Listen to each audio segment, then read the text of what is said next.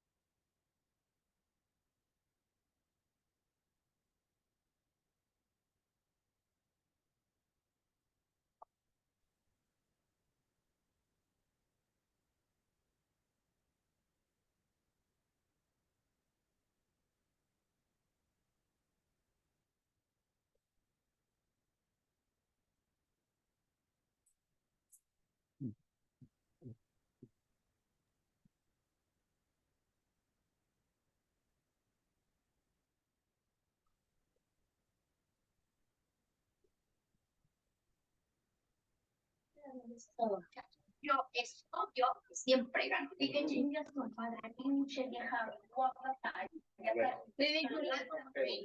Perdono, pero jamás Olvido. olvido. Y te digo, sí te voy a correr y es mi casa y aquí te hace lo que yo digo. ¿Ya viste? Y te puedes salir porque dicen, ya, como se fueron ellos, te van a ir. Ay, ¿ese es Yahweh? Ujú. Fue su novio.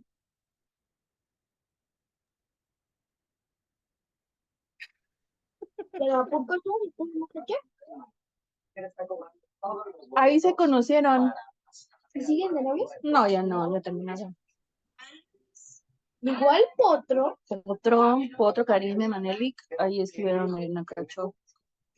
De ahí se conocieron. Por ahí se conocen, pues. Potro y Tobino, ¿no?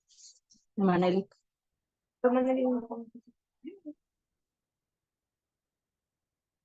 Claro, otro le hipnotizaron y te hablen todo mal. Señor, ¿qué está pasando aquí? ¿Quién me metí? Le dice su madre. ¿Qué cabrón? Es un amigo, se le dio un respiro y. Oh, casi me lo da. Oh, sí, me lo enseñaría. No mames, esa foto cada año se pone más letal. No, güey, pero ya no tengo hasta los huevos, güey. Ya no tengo hasta los huevos, güey.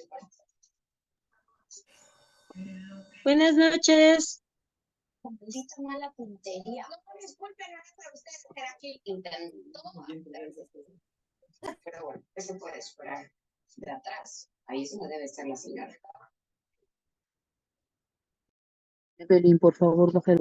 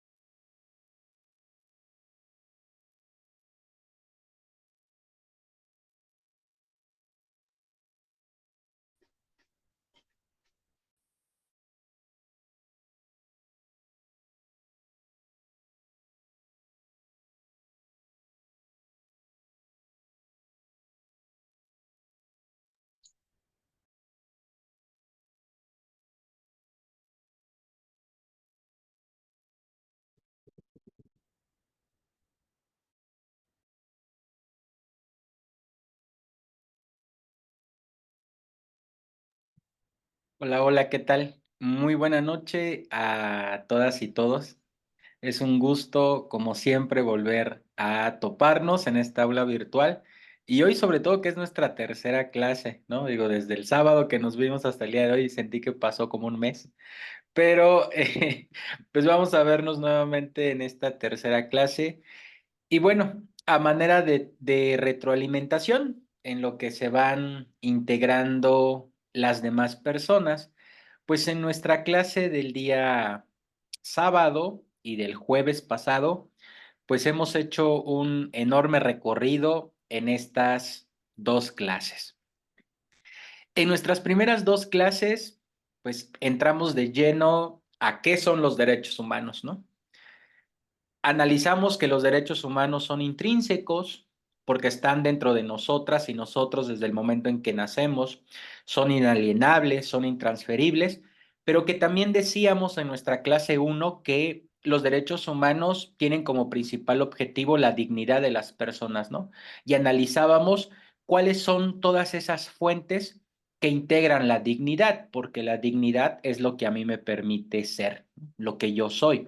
Por lo tanto, yo, Jesús, soy una composición de valores, de empatía, de tolerancia, de filantropía, de conciencia, de religión, de ética, de valores, de moral, etcétera.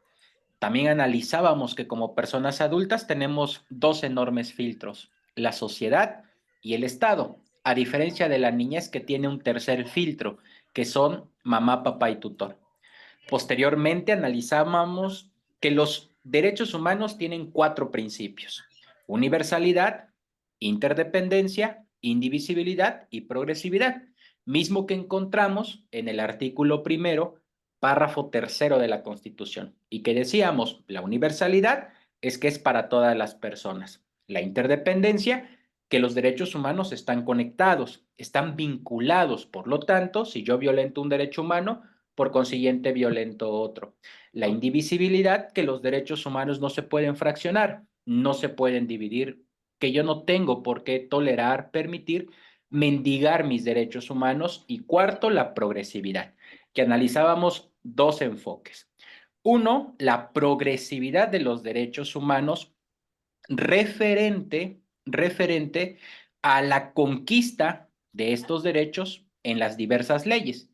Y el segundo enfoque, que estos derechos, para que puedan gozarse, garantizarse a plenitud, pues necesitan tener un presupuesto digno y el fortalecimiento o creación de nuevas instituciones.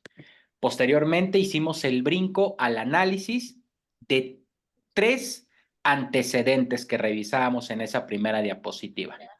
El primer antecedente, la Declaración de Ginebra de los Derechos del Niño, que les comentaba que se aprueba en el año 1924, que fue creado por Eglantine Yep, cofundadora de la organización Save the Children, ¿no? O Salvemos a los Niños por sus siglas en inglés, y que como parte del contexto y antes del análisis de este primer antecedente, les comentaba yo, acerca de la teoría de la cognición situada del maestro Ignacio Burgoa, que a propósito ese día yo públicamente declaré mi celo y la envidia con la maestra Laura, que nos decía la maestra Laura, yo tomé clases con Ignacio Burgoa, y le dije, se acaba de disparar mis niveles de envidia porque usted tomó clases con Burgoa.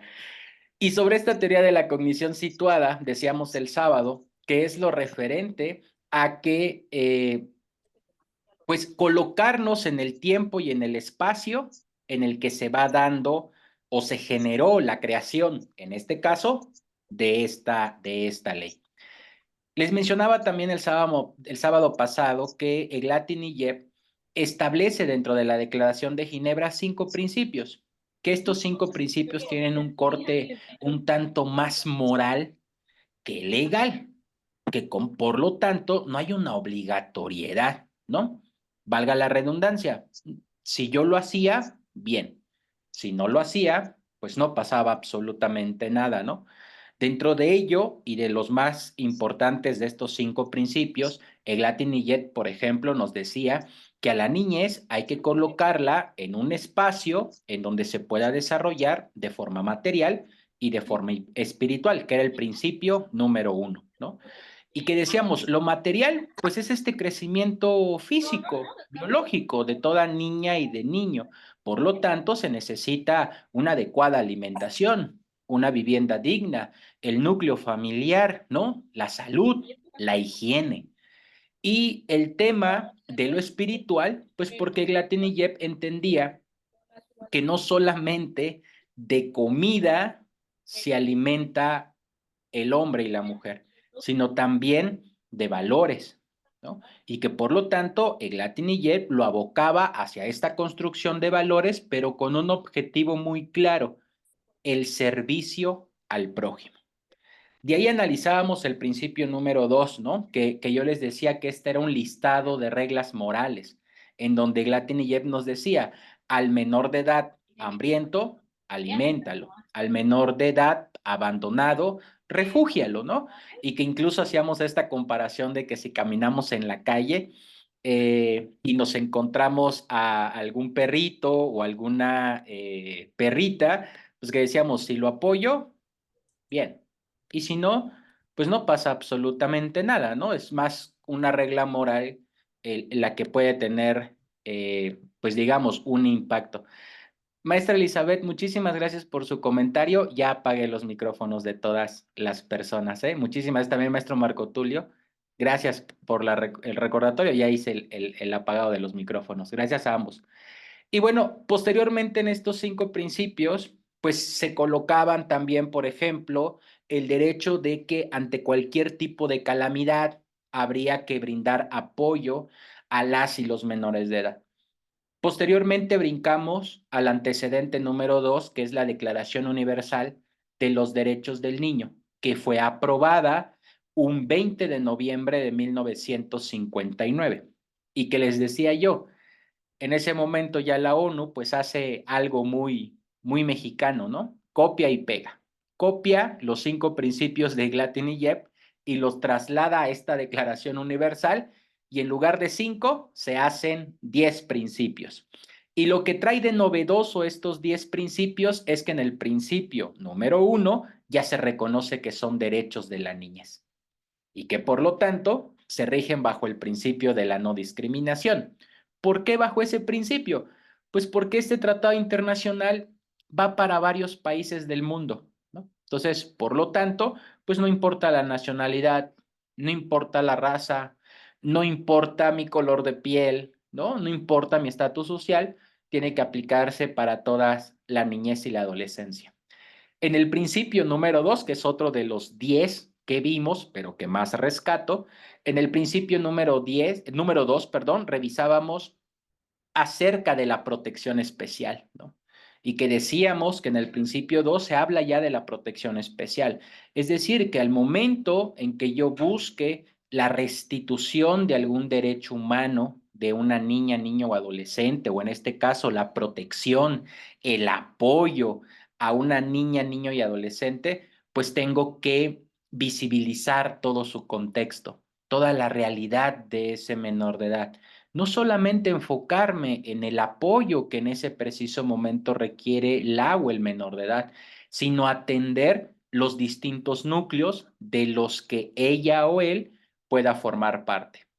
Pero también en este principio número 2, en el párrafo segundo, analizábamos el interés superior de la niñez, ¿no? Y que yo les comentaba, el interés superior de la niñez, pues tiene muchísimo alcance, ¿no? Y que a nivel mundial nace en 1959 y que a nuestro país toma relevancia a partir del año 2014, específicamente desde un 4 de diciembre de 2014. Entonces, ahí podemos notar el porqué de la diferencia con otros países referente a la atención de la niñez. ¿En qué coincidía, no? Que era con lo que íbamos cerrando la clase del sábado, tras el análisis, el desmenuzar principio por principio. Pues coincidía en que en primer punto no se reconocía a las niñas, solamente niño. Lo segundo, no se reconocía la etapa de la y el adolescente, ¿no? Sino que se hacía de forma general. Y estoy seguro que ustedes me pueden dar a mí cátedra en la forma en la que un menor de edad, niña, niño o adolescente, se le tiene que proporcionar educación, ¿no? Hay distintas estrategias, distintas metodologías que van acorde a cada una de estas etapas, cosa que estos dos antecedentes no hicieron. Y otro tercer punto en común en ambos antecedentes es que no había una responsabilidad para el gobierno, no había una responsabilidad para el Estado. Y que les comentaba yo, el primer antecedente, que es la Declaración de Ginebra de los Derechos del Niño de 1924, fue permanente, vigente, 35 años. El segundo antecedente, que es la Declaración Universal de los Derechos del Niño, nace 20 de noviembre de 1959. Y toda esa visión, esa concepción hacia la niñez, vivió otros 30 años hasta que llegamos a nuestro tercer antecedente, que es la Convención sobre los Derechos del Niño, que también fue aprobada por la Asamblea General de la Organización de las Naciones Unidas, o por sus siglas, ONU, un 20 de noviembre de 1989. En este tercer punto, les compartí que México ratifica, es decir, aprueba la entrada en vigor, la vida, la aplicación de este tratado internacional un 21 de septiembre de 1990, estando como presidente del país Carlos Salinas de Gortari. Vimos los primeros 4 principios rectores sobre los que se sostiene este tratado internacional. 1, la supervivencia y desarrollo, que decíamos, lo mínimo necesario que tiene que tener toda niña, niño y adolescente para poder subsistir. El segundo principio, la participación, ¿no? Y aquí hablábamos de que pues este principio rector es uno de los que a nivel social es los que más trabajo nos va a llegar a hacer que se pueda garantizar, se pueda gozar para las y los menores de edad. El tercer principio, la no discriminación, ¿no? Y analizábamos 2 enfoques de la discriminación hacia menores de edad. Una discriminación directa, ¿no? Que va con base hacia directamente la o el menor de edad, es decir, su raza, su religión, su nacionalidad, su origen étnico, su sexo, su minoría de edad, o también el segundo, que es la discriminación indirecta, es decir, aquella que tiene como base su contexto, su realidad de cada niña y niño. Por ejemplo, les decía yo, si yo provengo de una colonia, la colonia Revolución, que tiene fama de que te asaltan hasta con un corta uña, la próxima semana que se pierdan 20 pesos, pues el primer candidato soy yo, por mi contexto, ¿no? Por mi origen, por mi realidad. Eso es también.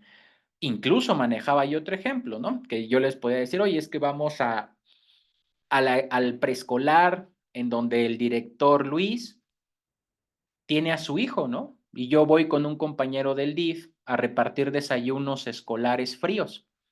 Y entonces mi compañero me dice, oye, a ese niño no, él es el hijo del director Luis.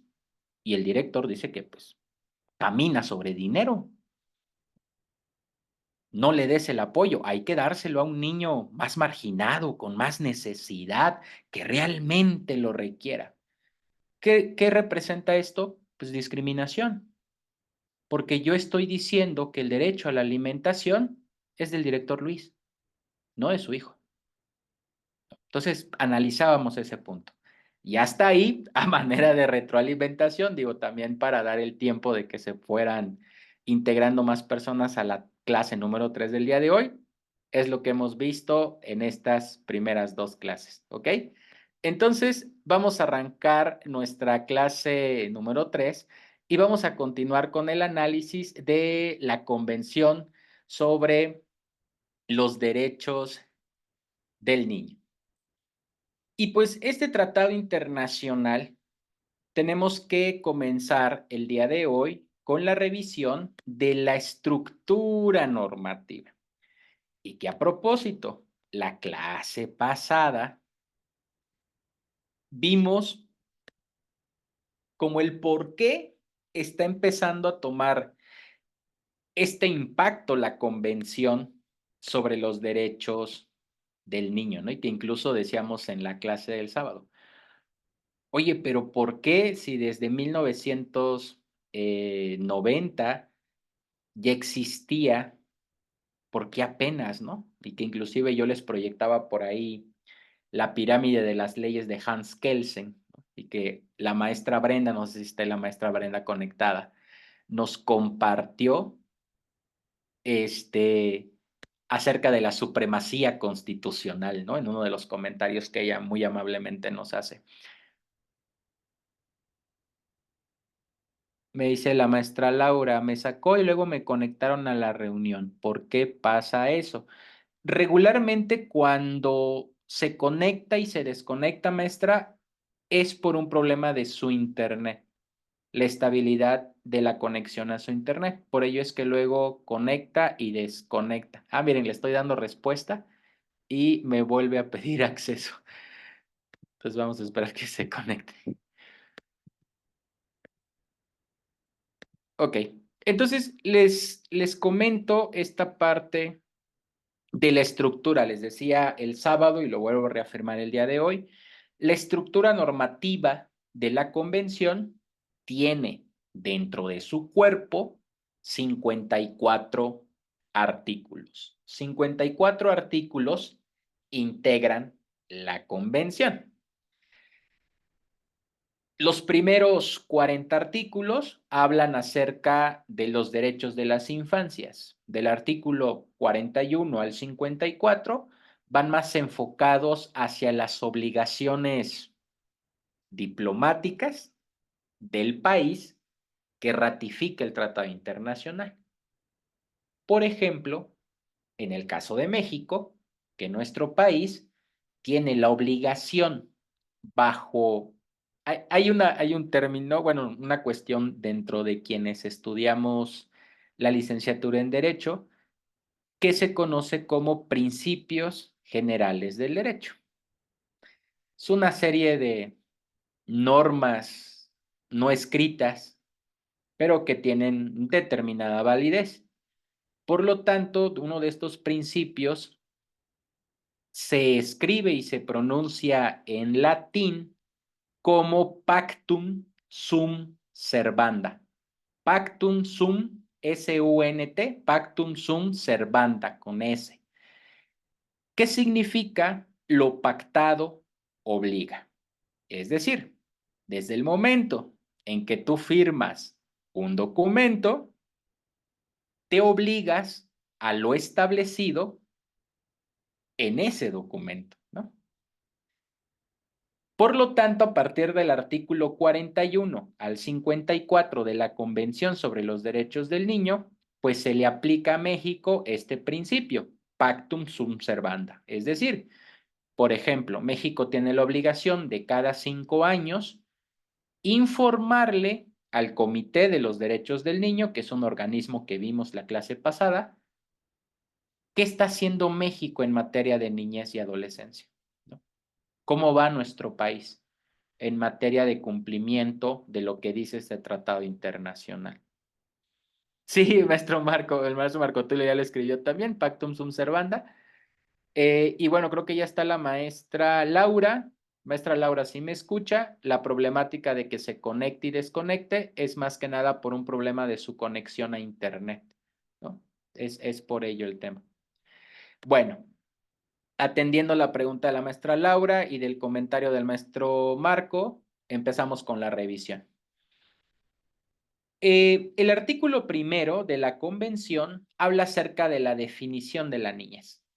Y este punto es muy relevante, fíjense, porque el artículo primero me dice hasta qué edad yo dejo de ser niño o niña. Y la convención me dice hasta los 18 incumplidos. Pero, ¿qué crees? Vamos a criticar la convención. No me dice a partir de cuándo. Y aquí empieza el dilema. ¿Yo ya soy niño o niña a partir de que se me fecunda o a partir de que nazco? Esto fue un problema. Hablando en especial de México. ¿Por qué? Porque a partir de esta, pues de esta diferencia, de esta interpretación que se le puede dar a la ley, pues sencillamente es que en nuestro país se restringió el derecho a las mujeres a decidir sobre su propio cuerpo, hablando de forma específica sobre el derecho al aborto. Esto es algo muy mexicano, ¿eh?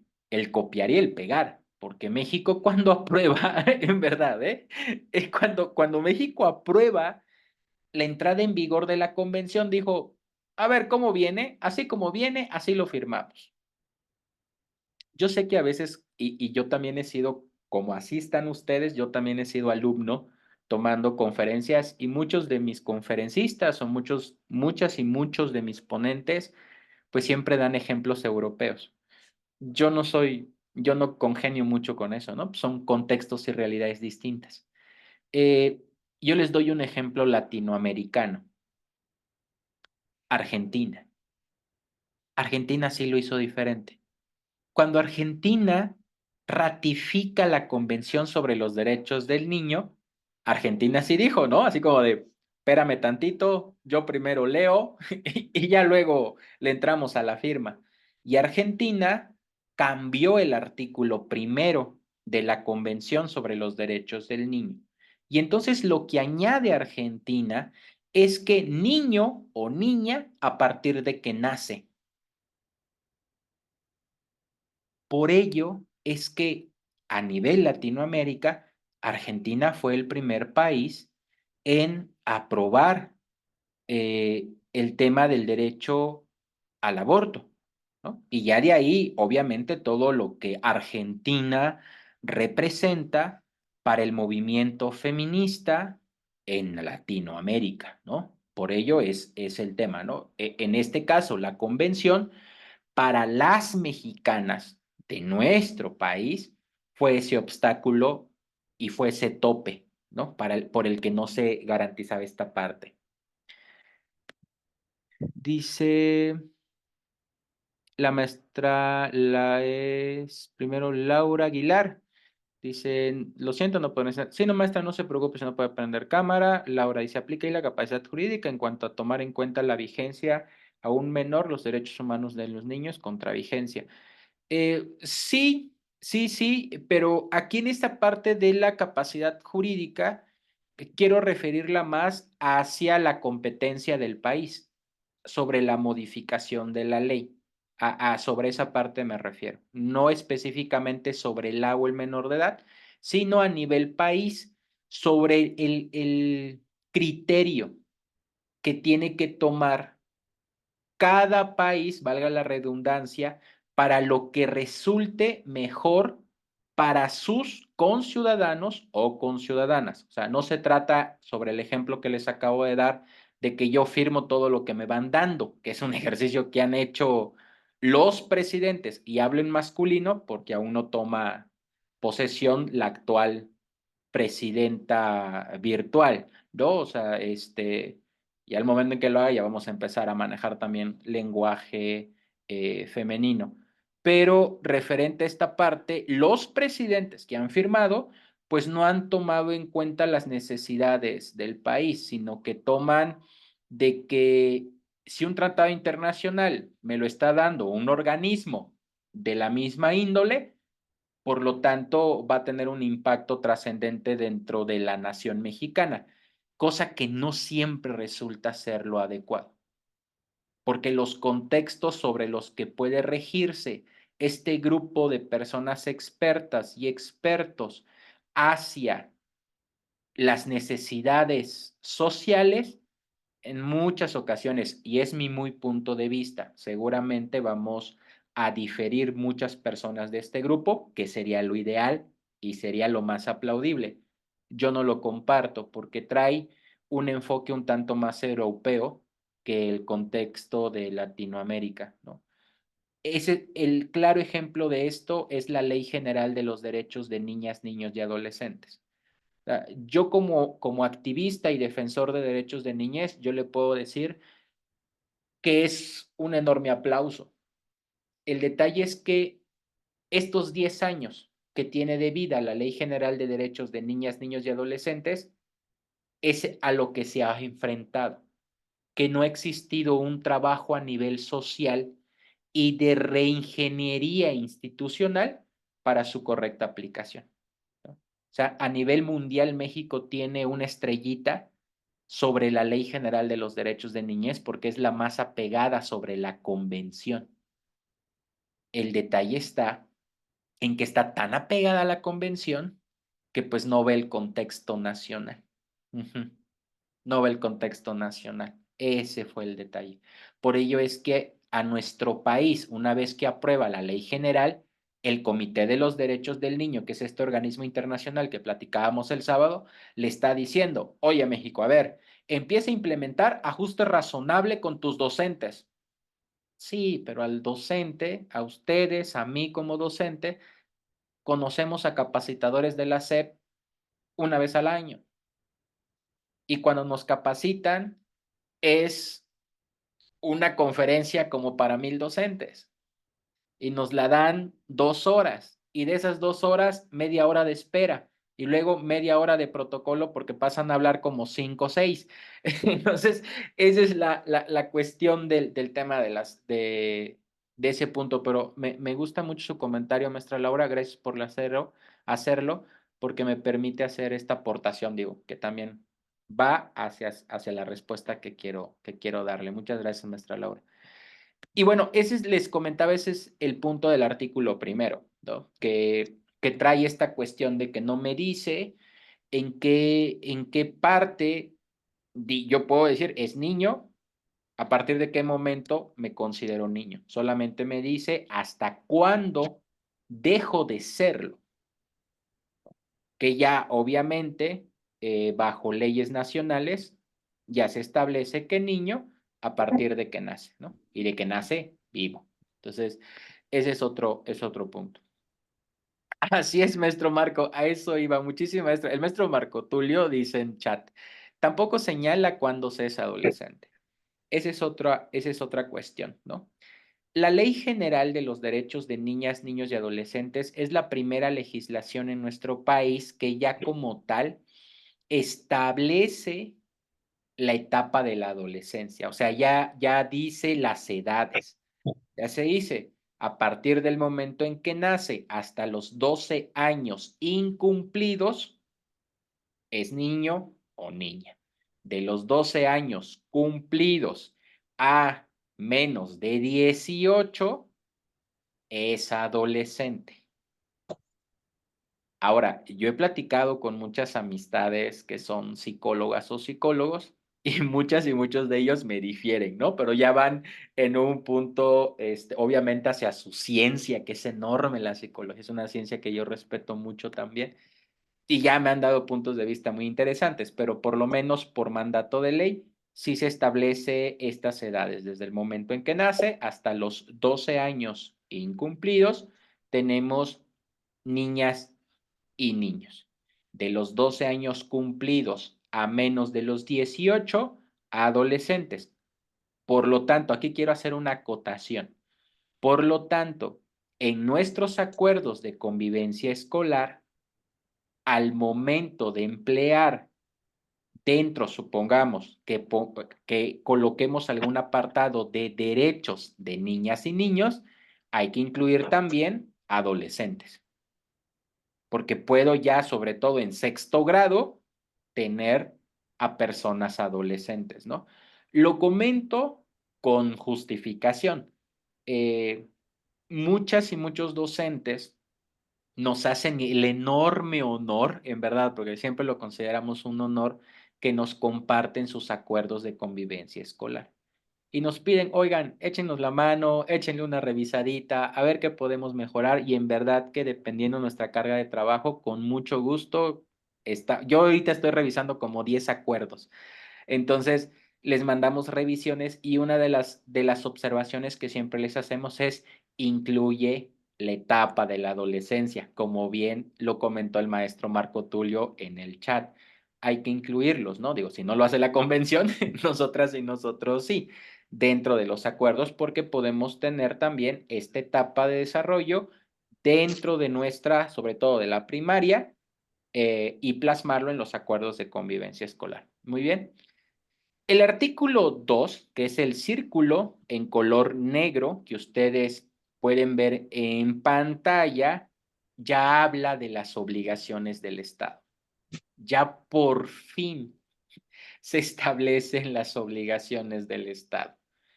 ¿Y por qué tenemos nosotras y nosotros como trabajadores de la Secretaría de Educación Pública asumir esta responsabilidad? Porque el Estado tiene como principal representante al Poder Ejecutivo, independientemente de su esfera, ¿no? A nivel federal, Andrés Manuel López Obrador; a nivel estatal, gobernador o gobernadora de nuestro estado, dependiendo del estado en que seamos; y a nivel municipal, el alcalde o alcaldesa que podamos tener. ¿Esto qué significa? Que el Poder Ejecutivo, tanto estatal, federal, reparte su poder en las secretarías de Estado para que puedan abocarse a atender un tema general que propicie un bien común para la sociedad. Por lo tanto, el Poder Ejecutivo, valga la redundancia, reparte ese poder en la Secretaría de Educación, en la Secretaría de Seguridad Pública, en la Secretaría de Trabajo, etcétera, etcétera. Por ello, nosotras y nosotros, al ser parte de la Secretaría de Educación, formamos parte del Estado y de forma inmediata, directa, somos representantes del Estado. Por ello, esta serie de obligaciones que se nos establecen, ¿no? Sobre todo en esta parte de la tutoría que tenemos con nuestras alumnas y alumnos, ¿no? Porque asumimos una tutoría. Desde el momento de su ingreso a la institución educativa, hasta su horario de salida, poseemos una tutoría, es decir, una responsabilidad completa, total, para la salvaguarda de la integridad física, psicológica y social de mi alumna o mi alumno, ¿no? Que eso también a su momento lo vamos a revisar. Y de lo que establece el artículo segundo de la Convención sobre los Derechos del Niño es que el niño tiene que estar protegido contra cualquier forma, contra toda forma, por una parte, de discriminación o la otra, de castigo. Y que esta forma o estas dos formas de violencia que sean ejercidas hacia una niña o niño tengan como fuente, tengan como causa su condición o las actividades, incluso lo que lleguen a opinar, lo que lleguen a expresar, las creencias que tengan mamá, papá o tutor. Es decir, el Estado busca su protección. Este artículo segundo es una de las bases de el protocolo de maltrato infantil y el protocolo de abuso sexual. Lo mismo para el artículo tercero, que es el círculo en color rosa. El artículo tercero, para estos fines, sobre todo para esta diapositiva, solamente voy a hacer la referencia hacia la obligación del Estado, porque el artículo tercero, lo vamos a ver diapositivas más adelante, también es la base legal del interés superior de la niñez, ¿no? A su momento les voy a dar artículos que sustentan el interés superior de la niñez. Por ejemplo, el artículo tercero de la Convención sobre los Derechos del Niño. En su momento, por ahí lo platicábamos, que también lo mencionó la maestra Laura, el artículo cuarto, párrafo noveno de la Constitución, el artículo sexto, fracción primera de la Ley General de los Derechos de Niñas, Niños y Adolescentes. No, porque ya me voy. Lo que ha comentado sobre sentencias la Corte Interamericana de Derechos Humanos, que vamos por ahí a revisar un caso de la Corte Interamericana de Derechos Humanos, las jurisprudencias que ha emitido la Suprema Corte de Justicia de la Nación sobre el interés superior de la niñez, etcétera, ¿no? Pero en este momento el artículo tercero nos liga a que le toca al Estado proteger y cuidar. No se olviden de esta diapositiva, porque esta parte en donde la convención dice, oye, tú, Estado, te toca proteger y cuidar, ¿qué crees? Ya lo copió y lo pegó la Ley General de los Derechos de Niñas, Niños y Adolescentes, pero también lo copió y lo pegó la Ley General de Educación. Artículo 73 de la Ley General de Educación. Ahí dice, la Ley General de Educación me establece. Es más, déjenme, se las proyecto para ir a hacer este análisis también visual. De lo que nos corresponde, ¿no? Sobre esta parte de que el artículo 73 me dice, oye, te toca proteger y cuidar.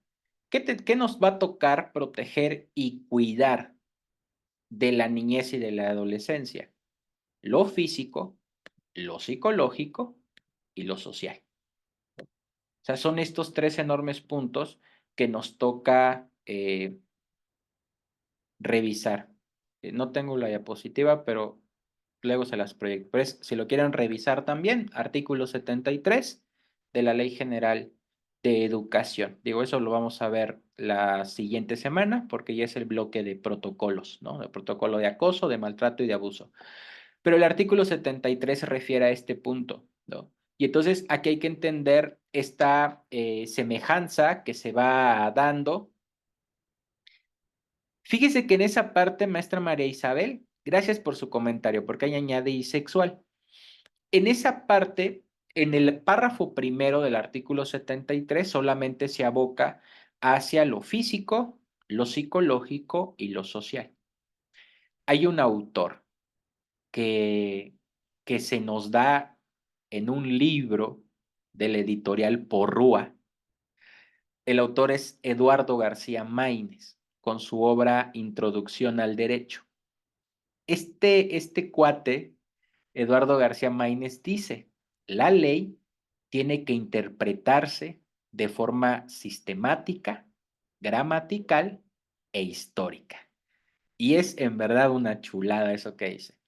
¿Por qué? Porque, por ejemplo, en este punto que yo les acabo de recitar, de que a la niñez se le protege y se le cuide de forma física, entra también lo sexual, porque es una violencia física.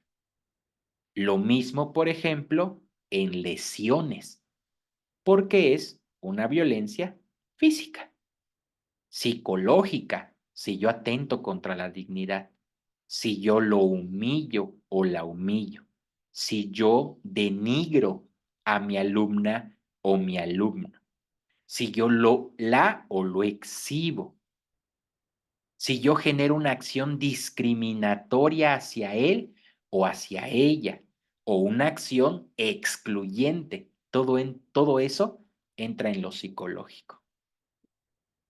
A eso se refiere este autor, Eduardo García Maínez, cuando dice en esta obra de Introducción al Derecho, la ley se analiza de forma sistemática, gramatical e histórica, ¿no?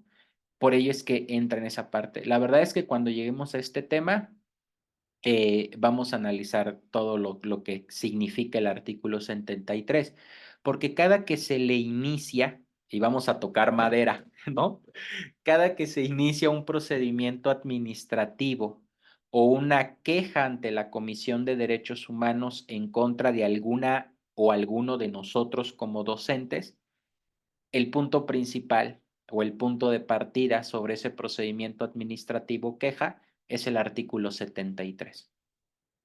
Porque en verdad, y lo digo con el corazón en la mano, el artículo 73 pareciera estar diseñado para ponernos como punta de lanza, en verdad, como bola de cañón, porque son muchas las obligaciones que nos da el artículo 73.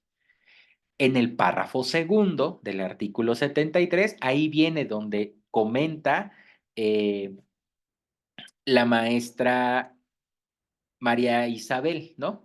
Porque ahí sí se detalla contra qué vamos a proteger a la niñez, ahí sí en lista, y nos dice contra toda forma de maltrato, contra explotación sexual y laboral, y ahí entra un montón de cosas, ¿no? O sea, es muy general todo lo que se va dando, pero bueno, ahí lo vamos a hacer. Dice, pero actualmente en la SEP incluso se establece protocolos para la parte sexual.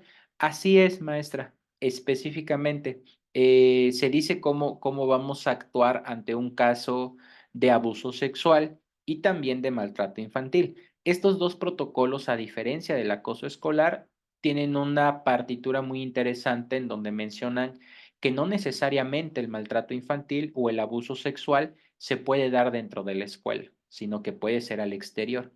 Pero no porque sea al exterior, fuera de horario de clase, no quiere decir que no me toque hacer algo, sobre todo si yo ya estoy por enterado de la situación, ¿no? Entonces, eso es como lo interesante. Por ello les decía yo, el artículo segundo y este artículo tercero son para mí la base de estos protocolos, ¿no? La maestra lo va a decir también en la guía operativa, pero en lugar del Estado dice el director. Sí, aquí ya los menciona en específico. Es que esa parte, incluso yo me atrevo a añadir de lo que dice la maestra Laura, porque ella comenta director, supervisor y docentes. Yo en el apartado director me atrevería a colocar a la persona que de forma momentánea asume el cargo de dirección. ¿no? O sea, el suplente, porque luego, y eso tuvimos no sé si ya les platiqué este caso, pero tuvimos un caso de un menor de edad, fue como por abril de este año, tercero de primaria. El menor de edad sufría violencia por parte de 3 compañeritos. La primaria tenía una maestra ocupando el cargo de directora en suplencia, ¿no? Momentánea. No había nombramiento, pero por lo menos en documentos para fines administrativos ya aparecía su nombre. La maestra frente a grupo hizo caso omiso para no hacérselas larga. El acoso fue en aumento hasta que lo último fue que a este niño lo agarraron entre sus 3 compañeros y a la hora del receso le aventaron Raid en spray en los ojos. La mamá de este niño ya había hablado con la maestra, pero la maestra le ignoraba. La mamá de este niño es cafeticultora. Entonces, imaginen ustedes a la hora del receso, que regularmente es 10, 10:30, ¿no? Fueron a la finca a buscar a la mamá. La mamá cansada, sudada, sin comer, y le dicen, oye, tu hijo puede perder la vista, ¿no? De esos comentarios que en lugar de ayudar, perjudican. La mamá llega corriendo al centro de salud, ve al niño acostado, con 2 parches en los ojos, ¿no? Las gasas que luego nos llegan a colocar. Entonces la mamá se espanta, se enoja, llora. ¿Qué creen que hace la mamá al día siguiente? Pues va en modo Rambo, ¿no? Son las 8 de la mañana y caza a la maestra. La ubica y se le va los golpes. Le entierra las uñas en los cachetes. Y esto, ¿por qué ya en su momento lo vamos a desmenuzar el caso, pero ¿por qué lo comento? Por lo que comparte la maestra Laura, ¿no? Aquí esta persona que decía, no, a mí no me toca activar el protocolo, yo soy suplente. No, no, no, no, te toca, te toca, no puedes hacer como que la Virgen te habla, no puedes hacer alguna evasión porque es una responsabilidad, ¿ok? Pero eso lo vamos a tocar. Es que ya quiero llegar al tema de los protocolos porque ahí sí viene lo bueno de todo esto que les voy a compartir, muchos casos que vamos a poder analizar. Dice la maestra analiza, artículo 73 ¿de qué ley? De la Ley General de Educación, maestra analiza. Muy bien. Entonces, este punto del artículo tercero, vean, no tan solo nos toca la protección y cuidado, sino que también nos dice, te toca proteger y cuidar cuando mamá y papá u otra persona, que aquí se abre todo el abanico, ¿no? Eh, no tienen la capacidad para hacerlo. Híjole, es que este artículo que les comento también aboca hacia el interés superior de la niñez, no solamente da el punto de creación y de existencia de los protocolos que ya en múltiples ocasiones hemos mencionado, sino que también le da el punto de creación para la institución que es la Procuraduría de Protección de Niñas, Niños y Adolescentes.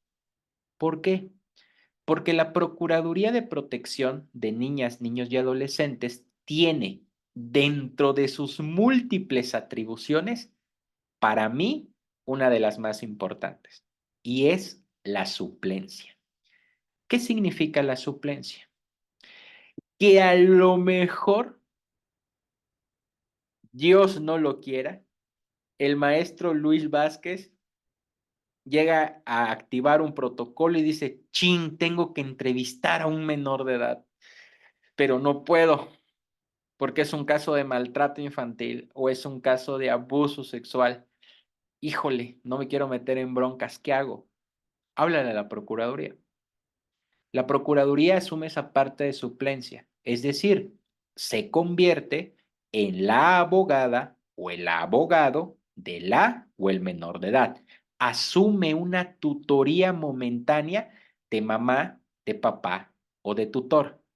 Pero ¿qué crees? La suplencia también tiene otro enfoque. ¿Cuál es el segundo enfoque? Lo que dice el artículo tercero que estamos viendo en pantalla, el del círculo rosa. Cuando mamá, papá o tutor sea el causante de la violencia hacia su hijo o su hija. ¿Y eso cuándo lo voy a activar? Desafortunadamente, en los casos de abuso sexual. Sobre todo en casos de abuso sexual. Miren, en el tema de maltrato infantil, pues el maltrato tiene múltiples etapas, por así decirlo. Pero en el caso de abuso sexual, nos ha tocado, y recuerdo mucho el de una niña de segundo de primaria, que la niña le llegó a platicar a su maestra y decía, es que en la fiesta de 15 años de mi prima, mi abuelito me metía la mano en la falda, dice, y me tocaba y me hacía cosquillas. Entonces, la misma cara que pongo yo y ustedes, la misma la hizo la maestra. Porque la niña no dimensionaba que eso era ya abuso sexual.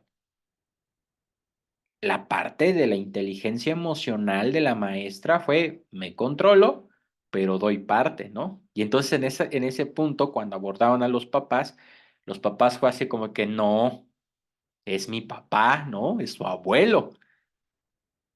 No importa, ¿no?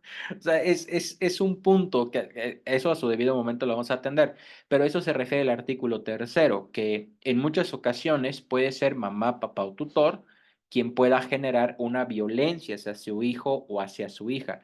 Y no porque sea mamá, papá o tutor, quiere decir que la forma en la que yo estoy educando sea la correcta. Por ello también vamos a revisar que uno de los poderes que tenemos como docentes es emitir recomendaciones a mamá, papá y tutor acerca de mejorar su desempeño académico y de conducta. Y que si mamá, papá o tutor no acata mi recomendación, que es una obligación que la ley le impone, está siendo omiso. Y que por lo tanto, ante esa omisión, yo como docente puedo, en palabras del Chavo del Ocho, acúsala con su mamá, que en este caso es la autoridad en materia de protección de niñas, niños y adolescentes, ¿no? Entonces, vamos a ver cómo vamos a poder armar todo esto. El artículo 4º establece las obligaciones que tiene el Estado, es decir, el gobierno, ¿referente a qué? A cumplir todo lo que dice la convención, a cumplirlo. Este artículo 4º es al que se le debe los protocolos que tenemos actualmente, al que se le debe que se haya modificado la Constitución en el artículo 3º referente a establecer que la educación en México tiene que ser universal y que tiene que ser inclusiva. Es el causante de que en la Ley General de Educación se establezcan derechos y obligaciones de mamá, papá y tutor. Es el artículo causante de que en todas estas leyes que vamos a revisar se establezca siempre la protección a la dignidad del alumnado, ¿no? Entonces, por ello es que se fija este artículo 4º. Posteriormente, en el círculo naranja, encontramos el artículo 5º. Y en el artículo 5º se establece que el Estado también tiene la obligación de respetar las responsabilidades que tiene mamá, papá y tutor. Y este punto es muy crucial. Y una ley que ejemplifica esto del respeto a las responsabilidades que tiene mamá y papá y tutor es la Ley General de Educación. Lo sustenta en dos artículos fundamentales, 128 y 129 de la Ley General de Educación. En el artículo 128 se establecen los derechos de mamá, papá y tutor. Y en el artículo 129, las obligaciones de mamá, papá y tutor. Por ejemplo, fracción 1 del artículo 128. Mamá, papá y tutor tiene el derecho a que su hijo acceda a la educación pública. Es tu responsabilidad, ¿no? Ese es tu derecho. Artículo 129. Obligación. Es obligación de mamá, papá y tutor hacer que su hijo concluya la educación básica y media superior. Es decir, a ver, papá, a ver, mamá, no porque tú tengas el derecho a inscribir a tu hijo a la primaria, secundaria, prepa, preescolar, quiere decir que ya cumpliste. Es tu obligación que concluya. Pero en esa obligación de decir que concluya, también es inmiscuirte en el proceso de aprendizaje de tu hijo o de tu hija, o de tu pupilo, si eres tutor, ¿no? Inmiscuirte en ese proceso de aprendizaje. Ese es lo mágico de lo que tiene la convención. Y que les digo que ya optó la Ley General de Educación. Sí, maestra Stephanie. De hecho, estos artículos, el 128 y el 129, que ese es nuestro tercer bloque, tienen que ser el parteaguas en la creación de nuestros acuerdos.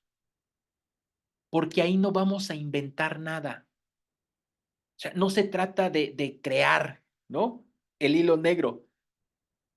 Lo muy mexicano, solamente que nosotras y nosotros mejor, copiar y pegar. Voy a copiar los artículos que les estoy mencionando y que en su momento vamos a analizar, pero en lugar de pegar de forma directa, lo voy a aterrizar a la realidad de mi escuela. A la realidad de mi escuela. Y algo que yo siempre les comento a las directoras y directores, que de entrada me dan la confianza y me dan la apertura de que yo les pueda hacer mis observaciones. A ver, siéntate con todo tu personal docente, con todo tu personal administrativo y todo tu personal de apoyo. Si hay que poner la coquita con 3 litros, los sabritones y las galletas, hazlo, pero escucha a todo tu personal docente, porque ¿sabes qué? No porque estén en la misma escuela, en la misma localidad o en el mismo municipio, todos tuvieron la misma experiencia, todas y todos tuvieron la misma realidad, es diversa. Lo que se enfrentó la maestra María de los Ángeles no es lo mismo que la maestra Patricia, ni que con la maestra Gina, ni con la maestra Betty, ni la maestra Fabiola, ni la maestra Arce, ¿no? Ni la maestra Claudia, ni María Isabel, ni Nubia. Todas tienen realidades diferentes. Y todo eso ayuda a nutrir tus acuerdos de convivencia escolar. Porque los acuerdos tienen como principal objetivo regular la conducta de las personas que formamos parte de la comunidad escolar. Igual que el reglamento, lo mismito, ¿no? Es lo mismito, es el mismo objetivo. La diferencia radica en que el reglamento es una postura unilateral. Los acuerdos se generan de forma transversal, de forma horizontal. Busca la suma de todos estos núcleos. Eso no quiere decir que para facilitar las cosas, yo como director o directora, mi primer núcleo de atención sea mi cuerpo docente, mi personal de apoyo y mi personal administrativo, para que cuando yo ya lo llegue a aterrizar con mamá, papá y tutor, yo ya llevo el esqueleto. Porque podemos tener un grupo de papás, perdón por la expresión, que les podemos picar las costillas y no van a decir ni pío, no van a opinar, no van a sumar. Podemos tener solamente 3 papás de 30, pero lo importante es que tú tengas ese segundo objetivo que para mí tienen los acuerdos. ¿Cuál es ese segundo objetivo? Protegernos. Los acuerdos tienen que tener como base el que nos podamos proteger como docentes, el que todo nuestro actuar esté protegido. Yo sé que dentro de nuestras escuelas ya tenemos rutas y formas de resolver un conflicto, pero no lo tenemos normado, ¿no? No está plasmado. Ahora sí que está como por usos y costumbres. Para eso nos sirven los acuerdos, para poder plasmarlo y una vez que lo tenemos muy bien delimitado, muy bien establecido, mamá, papá, firma y aprueba, ¿no? Dice Marco Tulio, maestro, pero entonces me queda una duda. Si como es con el 31 de ejemplo, la Constitución Polígonos Mexicanos tienen la obligación de que sus hijos vayan a las escuelas y que participen, eso significa que los extranjeros no tienen esa obligación, porque en ese caso, si tenemos papás extranjeros, ellos podrían legalmente excusarse de participar en el proceso educativo de sus hijos. Muy buena la pregunta, muchísimas gracias. Sobre esta parte le puedo dar como respuesta el hecho de que por una parte están los derechos humanos y la otra los derechos fundamentales. Los derechos fundamentales son los que se aplican directamente dentro del país. Por lo tanto, estos derechos fundamentales van a establecer lo que mayor proteja bajo el principio pro persona o bajo la terminología en latín que se conoce como principio pro homine, la aplicación de la ley que más beneficia al menor de edad. Por lo tanto, no importa si son extranjeros, al estar dentro de nuestro país, independientemente de su nacionalidad, se someten a la legislación nacional. Entonces, papá, mamá y tutor pueden decir, es que la ley de mi país, etcétera, etcétera, etcétera. Ahí es en donde entra el interés superior de la niñez, porque el interés superior de la niñez está por encima de este tipo de legislaciones, ¿no? Entonces, ahí no hay, digamos, no entra en contrariedad esa parte, ¿no? Se manifiesta el interés superior de la niñez, el hecho de los derechos fundamentales que establece la Ley General de Educación, ahí es en donde se aplica, porque es solamente, valga la redundancia, aplicable a las personas que en este caso estén cursando educación básica y media superior, estableciendo obligaciones a mamá, a papá o a tutor también para su cumplimiento. Entonces, en esa parte no hay ningún tipo de problema, siempre y cuando no sea como algo violatorio o discriminatorio. Si en el caso de que yo tenga algún menor de edad extranjero, el reto no es que cumplan los papás, el reto es la inclusión. Ese es el reto. O sea, el reto es la inclusión, ¿no? Tuvimos uno de un niño hondureño y ahí fue el reto, porque la mamá estaba en ese momento cumpliendo medida privativa de libertad.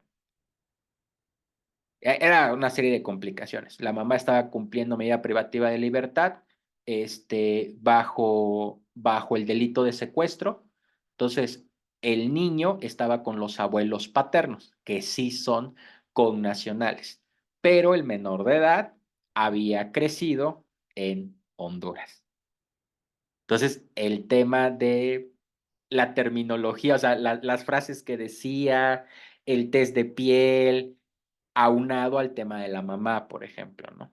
Entonces, ahí sí, o sea, el tema no es tanto como la obligatoriedad hacia mamá, papá o tutor, porque se tienen que someter a lo establecido. Es una de las reglas también que manejan los distintos consulados, sobre todo en esta parte del derecho internacional.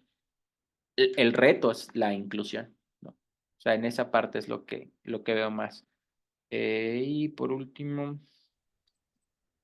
en la escuela debe firmado siempre por el padre, madre o tutor y él o la estudiante.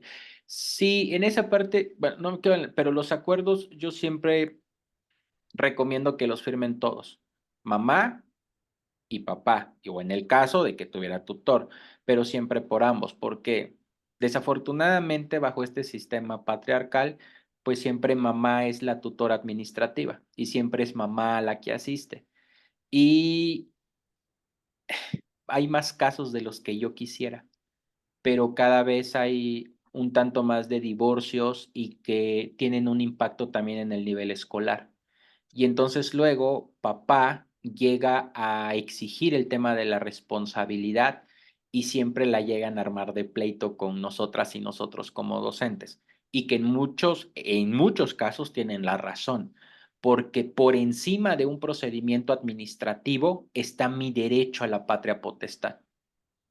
O sea, no porque un director o directora me diga, es que usted no es tutor administrativo, ya perdí mi derecho a la patria potestad. No se puede, ¿no?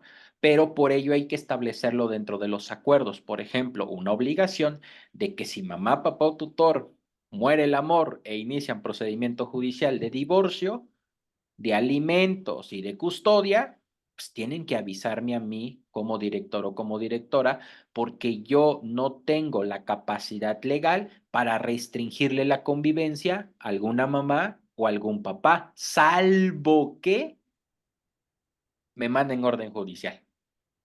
Ahí sí. Pero si yo, porque yo compro bandera con la mamá y yo simpatizo con la mamá o con el papá y entiendo su viacrucis, etcétera, etcétera, no, eso no aplica, no. O sea, esa parte sentimental, pues no, desafortunadamente no da, ¿no? Entonces,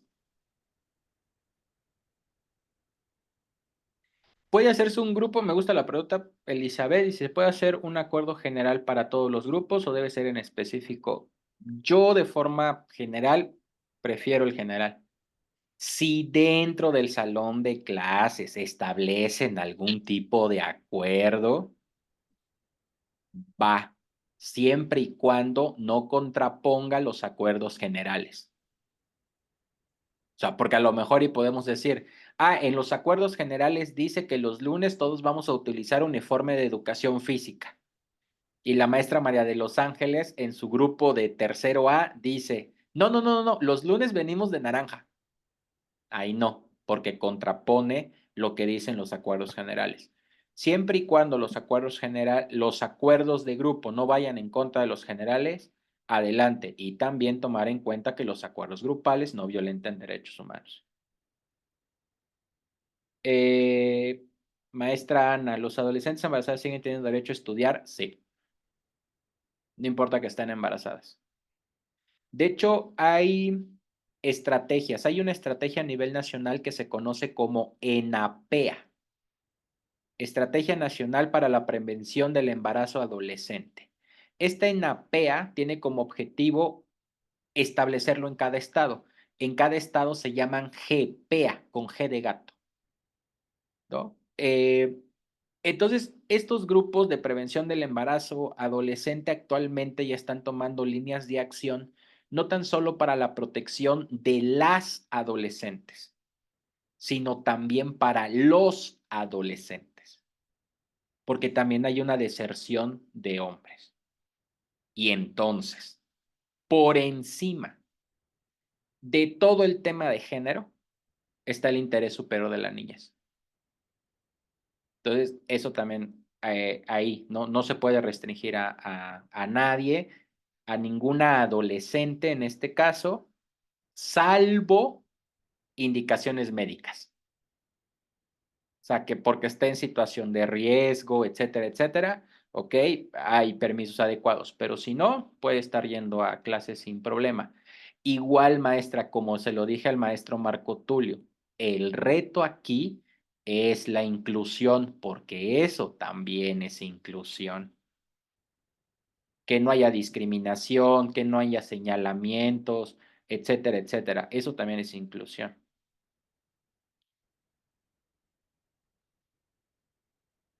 Ok, entonces, vean, todo esto, les digo, esto es lo que nos arroja y por ello es que agradezco siempre los comentarios, porque todos estos comentarios que ustedes me aportan, todas estas dudas, permiten ejemplificar el impacto de los artículos que estamos revisando. Y eso, que esto es el Tratado Internacional.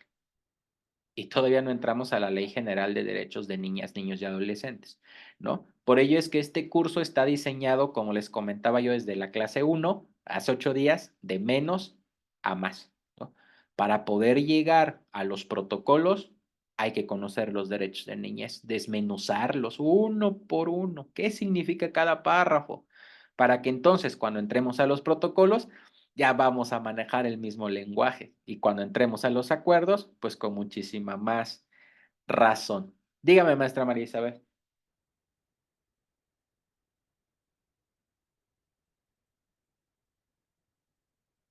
Buenas noches.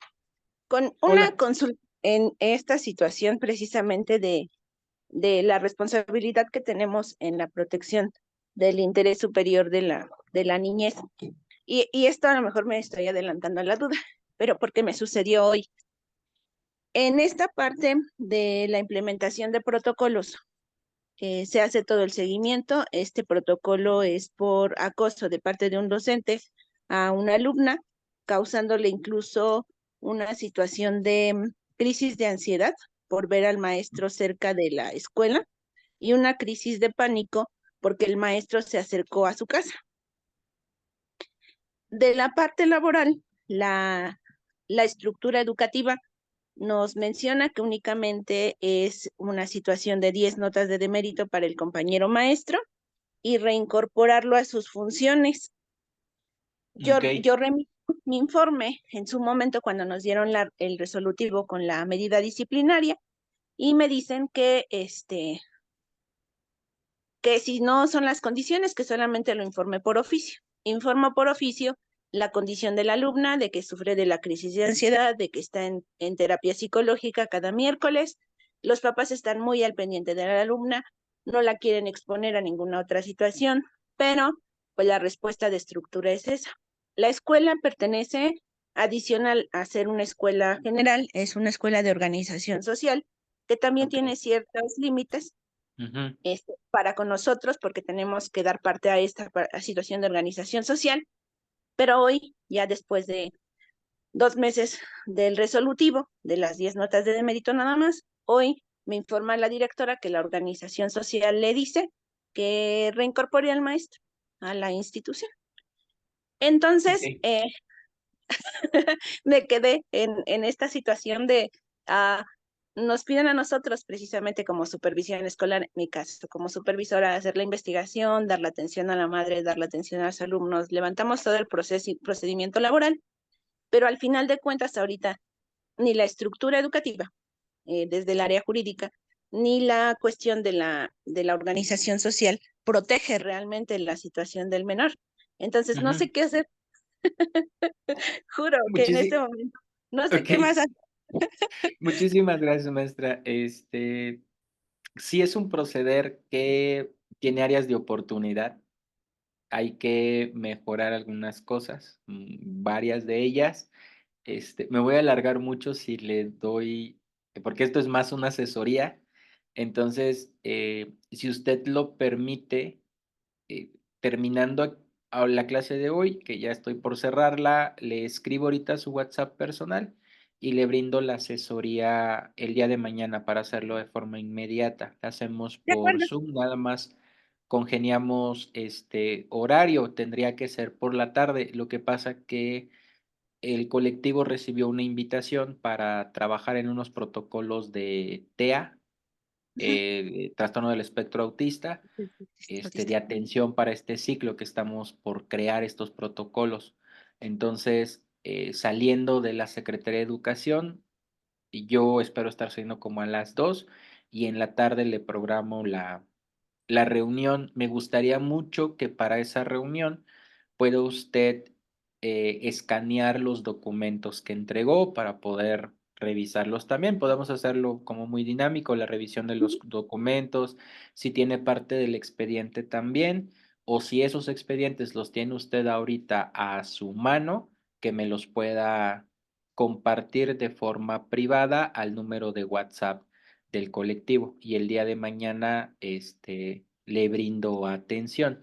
Incluso también nosotros como organización podemos actuar en la defensa legal de la menor de edad de forma de acuerdo, gratuita. de Ajá, acuerdo. Sí, entonces, por cualquiera de las dos rutas, le ayudamos a usted y le ujú, ayudamos a la menor de edad, ¿no? Que esa es una de las acciones que nosotros como organización siempre hacemos, la defensa legal de las familias y de los menores de edad, ¿no? de acuerdo. Entonces, sí le digo, es que si le doy la asesoría aquí, me extiendo fácil como 40 minutos, porque sí, sí es larga. Entonces, prefiero una asesoría personal y que podamos revisar los documentos y el expediente que usted tenga, ¿va? De acuerdo. Sí, yo mañana voy por el expediente a la oficina porque son documentos que no podemos sacarlos. Pero sí, yo mañana los tengo y ya para la tarde que sea la reunión, yo ya tengo listo la documental. Perfecto, maestra María Isabel, muchísimas gracias, ¿eh? Entonces, ok, entonces con esto de aquí cierro para no alargarme y respetar siempre los horarios. Les agradezco muchas a todas y todos las aportaciones que van dando porque a mí me permite ir ejemplificando y sobre todo el ir poder desarrollando temas que pueden ser del interés de todas y todos. Nuevamente deseo que haya sido de su interés la clase 3 y nos vemos en la clase 4, que es este próximo sábado. También, ya como ven, les hemos compartido algunos libros, algunas otras lecturas y lo vamos a seguir haciendo, que esperemos que no se molesten. Tratamos de no escribir tanto porque luego es batalloso que los grupos se estén escribe y escribe y se pierde la información, pero siempre mandamos libros de su interés. Mañana les estaremos mandando más libros, el material complementario a la clase del día de hoy, la clase grabada y la liga para la clase del día sábado. Muchísimas gracias a todas y todos. Que pasen muy Disculpe, buena noche. sí, Hasta luego. disculpe. Ay, bueno, adiós. ¿Quién hablaba? Yo, Isabel, yo. Es que Sí, no puedo dar clic para levantar la manita, ajá, pero dígame, maestro. sí pediría, si fueran tan amables, darnos un tiempo y comentar este caso. Como todos son muy interesantes, yo creo que nos servirían a todo. Y me surgió una duda porque, bueno, primero, pues es como lo hemos comentado, el interés, la protección del menor. Sí, cuidar de que el docente no haya sido, no sea también sujeto de sanciones si es que no fue culpable.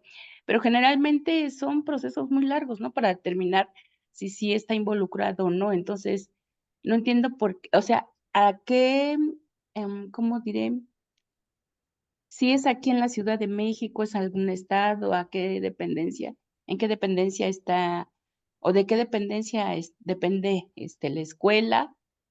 Yo sé que también estas situaciones, por ejemplo, aquí en la Ciudad de México se informa a Guamasi, inmediatamente nos dan la indicación de que no se reanuden las labores del maestro, porque primero debemos velar por el interés y el cuidado del niño.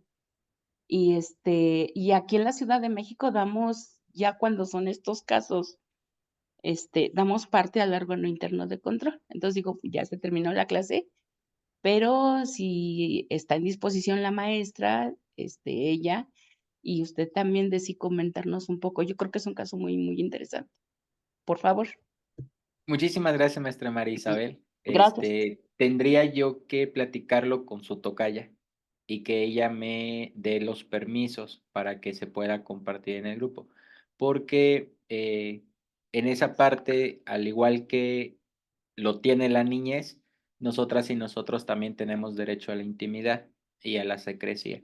Entonces, para que a lo mejor y la maestra no se sienta exhibida o presionada, que ella sea la que nos autorice y que se pueda compartir a su debido momento. En caso de que no, de todos modos hay varios ejercicios a manera de ejemplo que yo les puedo ir compartiendo para ir profundizando este tema.